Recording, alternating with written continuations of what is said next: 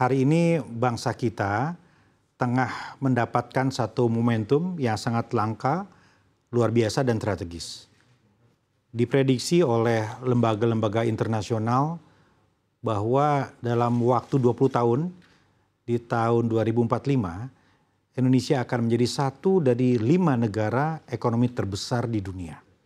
Kita akan menjadi negara maju dalam waktu 20 tahun, waktu yang tidak lama. Tetapi memang banyak syarat, banyak catatan, banyak pekerjaan besar yang harus kita lakukan. Indonesia hanya akan menjadi negara maju ketika kita mampu keluar dari middle income trap atau jebakan kelas menengah. Kita telah berhasil keluar dari pendapatan rendah, hari ini berada di pendapatan kelas menengah, tetapi butuh kerja keras bagi kita untuk melompat dengan memanfaatkan bonus demografi. Itu syarat utama.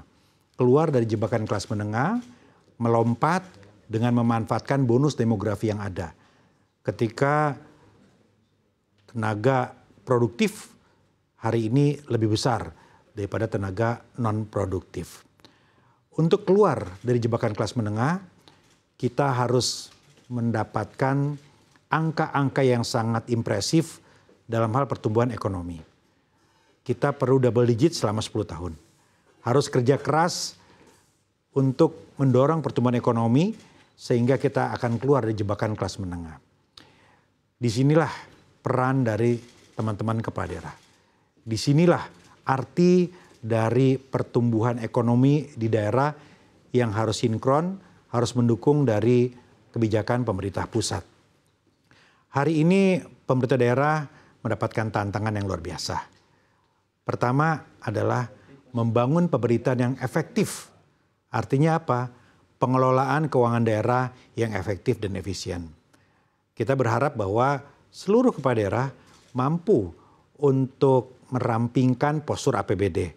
Membuang lemak-lemak yang tidak diperlukan, menjadikan APBD kita itu lebih ramping, lebih sehat, dan lebih berotot. Kami mengapresiasi efisiensi yang telah banyak dilakukan oleh teman-teman kepala daerah. Merealokasikan anggaran-anggaran yang tadinya digelontorkan untuk sektor-sektor yang tidak produktif seperti perjalanan dinas, seremoni, makan minum, dan lain-lain. Digeser tidak saja untuk pelayanan kebutuhan dasar, tetapi juga untuk mendukung program-program prioritas nasional. Jadi pemerintahan yang efektif adalah syarat utama menuju Indonesia Emas 2045.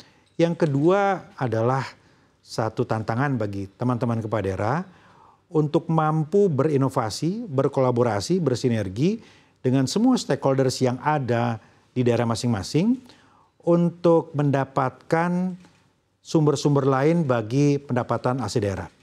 Tidak bergantung kepada dana transfer dari pusat, tidak bergantung juga sepenuhnya dari pajak yang ada, tetapi mampu untuk membuka ruang-ruang baru sehingga ada alternatif pendapatan yang didapat dari hasil inovasi tadi.